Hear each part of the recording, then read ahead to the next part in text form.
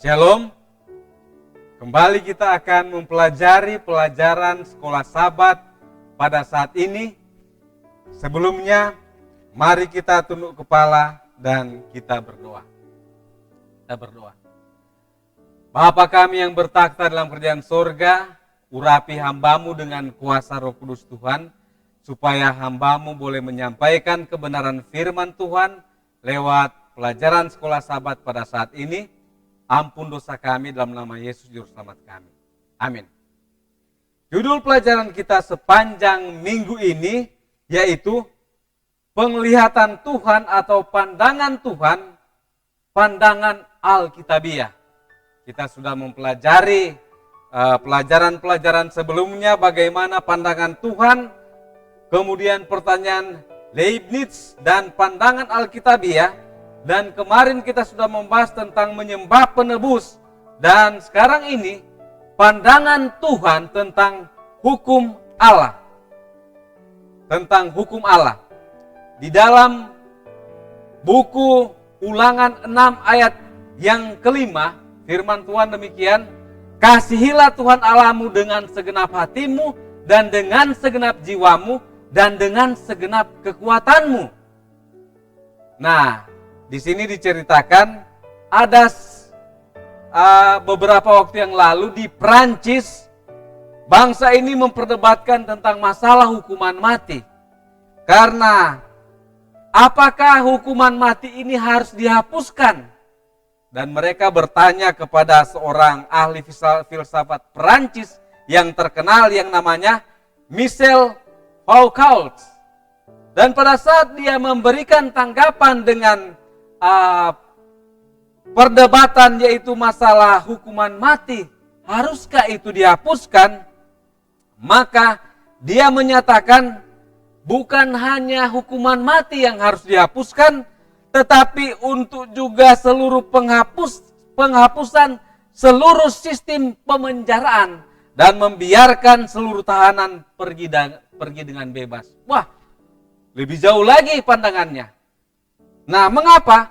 Karena menurut dia atau menurut Michel Foucault bahwa semua sistem moralitas atau benar dan salah itu hanyalah buatan manusia.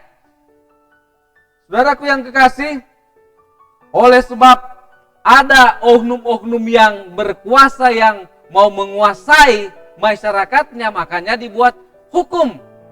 Nah, saudaraku yang kasih, betapapun ekstrimnya posisi yang dimiliki oleh Michel Foucault, maka masalah itu bukanlah benar-benar hal yang baru. Di dalam firman Tuhan Alkitab sudah menyatakan pada zaman Musa, maka firman Tuhan sudah menyatakan bahwa janganlah kamu melakukan apapun yang kita lakukan di sini sekarang, yakni masing-masing berbuat segala sesuatu menurut apa yang dipandangnya benar. Saudaraku yang kasih, jalan orang bodoh lurus dalam anggapannya sendiri, tetapi siapa mendengarkan nasihat, ia adalah orang bijak. Nah, saudaraku yang kasih, kalau kita manusia tidak benar, diri sendiri kita tidak benar, tidak suci. Dan untuk menyatakan yang benar dan yang salah itu apa? Makanya Tuhan, Dia yang pengasih, Dia memberikan kepada kita hukum moral, yaitu 10 hukum untuk kita jalani. Nah, dengan demikian, maka di sana kita akan ketahui apa itu yang benar dan apa itu yang salah.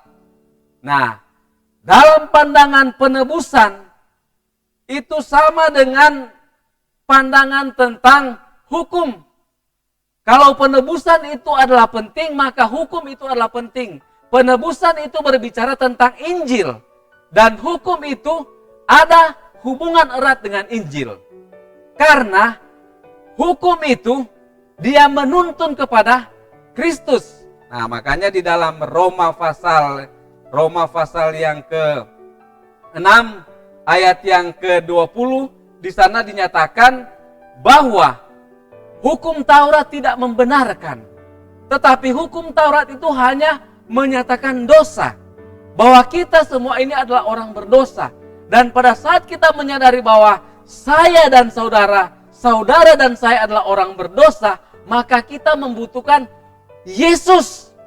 Kita melanggar hukum jadi berdosa, kita membutuhkan Yesus yang sebagai juru selamat kita.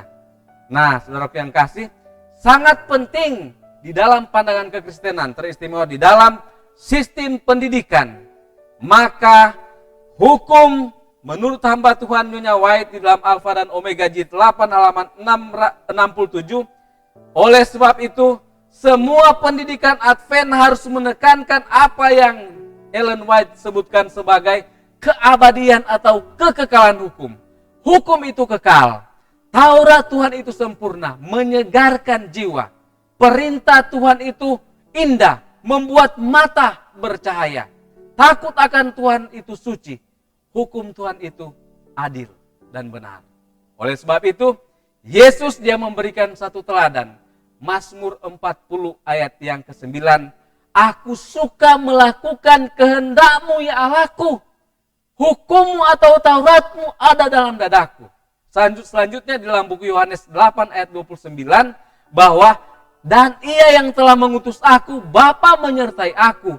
Dia tidak akan membiarkan aku sendiri, sebab aku senantiasa berbuat apa yang berkenan kepadanya.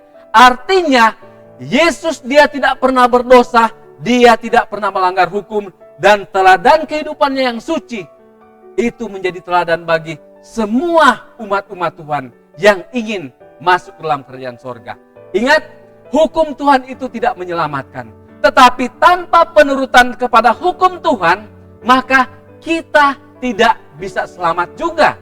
Oleh sebab itu Yesus berkata dalam Yohanes 14 ayat 15, jikalau kamu mengasihi aku, kamu akan menuruti segala perintahku.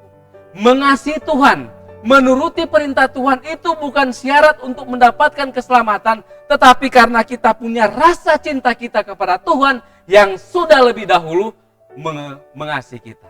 Oleh sebab itu, penurutan itu adalah sangat penting. Perbuatan itu adalah sangat penting. Tetapi dengan kekuatan Roh Kudus Tuhan, Dia akan memberikan kesanggupan kepada kita untuk hidup benar. Artinya hidup selaras dengan hukum Tuhan.